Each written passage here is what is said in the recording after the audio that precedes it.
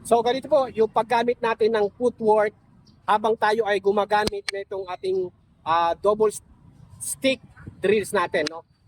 Focus tayo sa paa, sa footwork. So pwede po yung kaliwang paa ang nasa unahan, yung kanan nasa likuran.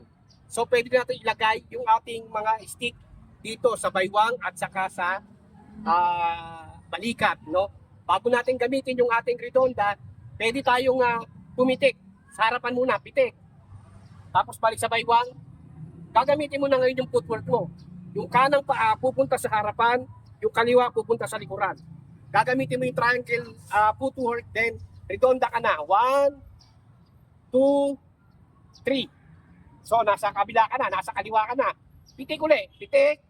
Tapos bago ka magredonda, footwork ka. Yung kaliwa naman sa harapan, yung kanan sa likod, redonda ka na. 1, 2, 3. Ganun siya, no? Pitik. Tapos hakbang sa harapan, lagay yung kanan, yung kaliwa nasa likod. Tapos palo ka ng redonda. 1, 2, 3. Pitik. Palit ng footwork. Yung kaliwa nasa unahan, yung kanan nasa likod, redonda ka na. Para gumanda yung pagpapalit mo. Pitik, palit, B footwork, ano? Yung ating triangle footwork para siya magamit. So timing lang, pagpitik mo, tapos hakbang ka na. Kaliwa, yung kanan nasa likod, tapos redonda ka na. Kailangan marunong kang mag-timing. Pitik, hakbang, punta sa likod yung kaliwa, redonda. Pitik, hakbang, redonda. So pag nandito ka naman sa side na to, kanan naman ang nasa unahan. No? Kanan naman siya. Okay? Pwede ka nang iredonda mo na, pitik, tapos yung kaliwa, hakbang, yung kanan nasa likod. 1, 2, 3.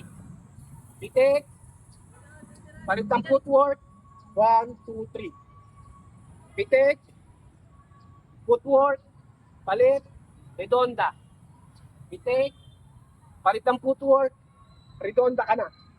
Pag nasa kaliwa ka naman, nandito yung stick mo, pitik muna. Tapos, hakbang yung kaliwa kanan pa, yung kaliwa pupunta sa likod. Redonda ka na. Pitik, redonda, footwork. Nagpapalit ka na ng footwork mo. So, ganyan na yung pagpapalit ng footwork. Pag nasa harapan naman tayo, pitik. Yan yung pagpapalit ng footwork.